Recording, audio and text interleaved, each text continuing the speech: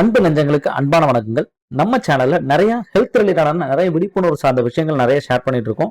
கண்டிப்பா சப்ஸ்கிரைப் பண்ணாதவங்க கண்டிப்பா சப்ஸ்கிரைப் பண்ணிங்க. இந்த இன்ஃபர்மேஷன்ஸ் தான் இந்த வீடியோல ஷேர் பண்ண போறோம். பொதுவா டாக்டர் எனக்கு எஸ்ஜிபிடி அதிகமாயிடுச்சு, எஸ்ஜிஓடி அதிகமா இருக்குன்னு நிறைய பேர் கேக்குறீங்க. அதுலயும் குறிப்பா ஒரு கமெண்ட் ஆனது, சார் எஸ்ஜிபிடி மட்டும் 90 இருக்கு, இந்த ஹெல்த் சார்ந்த விஷயத்தை பத்தி இவங்களுக்கு எப்படி இருக்கும் அப்படின்றத சொல்லுங்கன்னு சொல்லியிருக்காங்க. ஸோ பொதுவா எஸ்ஜிபிடி அப்படின்ற ஒரு விஷயம் ஒன்னு லிவர் சார்ந்த ஏதாவது தாபிதம் உண்டாகும் போது ஏறலாம், அல்லது லிவர் அல்லாத காரணங்களால் உண்டாகலாம். முழுமையும் எஸ்ஜிபிடி அப்படின்றது லிவர் சார்ந்து மேக்சிமம் 95% இந்த காரணத்தினால மட்டும்தான் வருங்க. 5% மட்டும்தான் லிவர் அல்லாத வேறு காரணங்களால வரக்கூடியதா இருக்கும். ஸோ இந்த லிவர் சார்ந்து வரக்கூடிய காரணங்கள் அப்படின்றது பொதுவா வைரல் ஹெப்படைட்டிஸா இருக்கலாம், அதுல ஹெப்படைட்டிஸ் ஏ, பி, சி அல்லது இ இந்த மாதிரியான காரணங்கள் பொதுவா இருக்கலாங்க.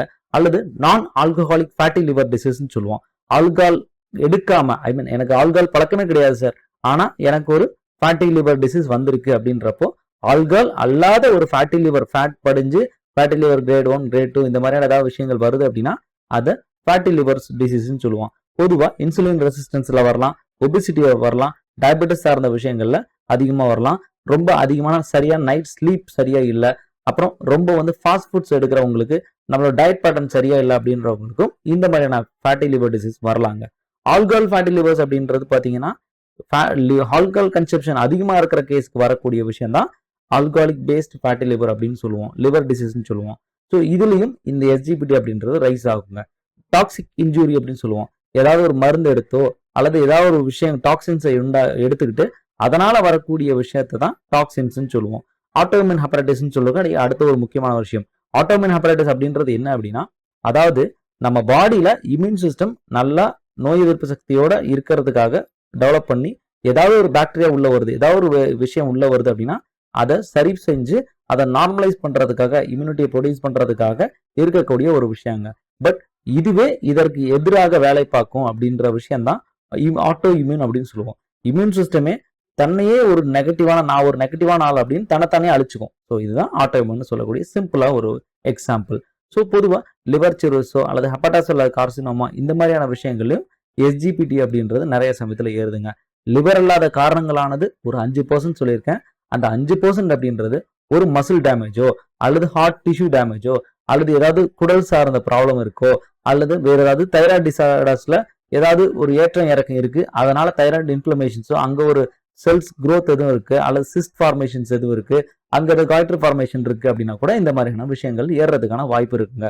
பொதுவா ஒரு விஷயம் மட்டும் புரிஞ்சுக்குங்க, இந்த எஸ்ஜிபிடி ஏறுறதுக்கான மெயினான காரணம் அப்படின்றது மேக்சிமம் எஸ்ஜிபிடின்னு ஒரு சைடு வைங்க, எஸ்ஜிஓடின்னு ஒருத்தர் இருக்காங்க.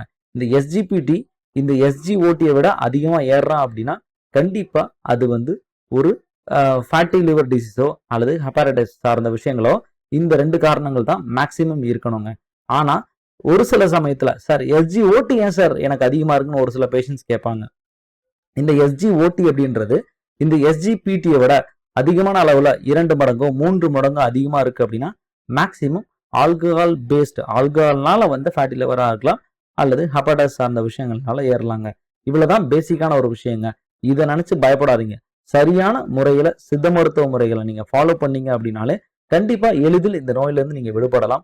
பொதுவா நிறைய விஷயம் என்னன்னா, எல்லாத்திற்கும் ஒரே வகையான மூலிகை, இந்த மூலிகையை சாப்பிடலாம், இந்த மூலிகை சிறப்பு எடுக்கலாம் அல்லது இந்த ஜூஸ் லிவ் அப்படின்னு சொல்லக்கூடிய சிறப்பு எடுக்கலாம் அப்படின்ற மாதிரியான பொதுவான காமனான விஷயங்கள் அப்படின்றது பொதுவாகவே ஒத்து வராதுங்க.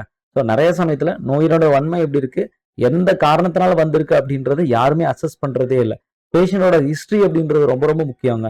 இந்த ஹிஸ்டரி அப்படின்றத நம்ம பேசதான் அந்த பேஷண்ட்டை எதனால வந்துச்சு அப்படின்றத ஐடென்டிஃபை பண்ணக்கூடிய நிறைய நுணுக்கங்களை டாக்டர்ஸ் எங்களுக்கு கொடுக்குங்க. பேஷண்ட் ஹிஸ்டரி டேக்கிங் அப்படின்றது ஒரு முக்கியமான ஆர்ட்டா சித்த மருத்துவத்துல சொல்லப்படுதுங்க. ஸோ இதனாலதான் தயவு செய்து எந்த மூலிகையும் தன்னைத்தானே செல்ஃப் மெடிகேட் பண்ணிக்காம டாக்டரோட ஆலோசனை எடுத்துட்டு அதன் பிறகு அதற்கான மருத்துவ முறையை தெளிவா நீங்க எடுத்துக்கொள்வது நல்லது. நிறைய சமயத்துல கீழே நிறைய லிவர் சார்ந்த நோய்களுக்கு எதிரானதா அமையும். அப்படி நிறைய விஷயங்கள் இருக்கு. ஹெப்படைட்டிஸ்க்கு அது ஒத்துக்கவே ஒத்துக்காது. ஸோ இந்த மாதிரியான நிறைய விஷயங்கள் நம்ம கண்கூட பார்த்துட்டு இருக்கோம்.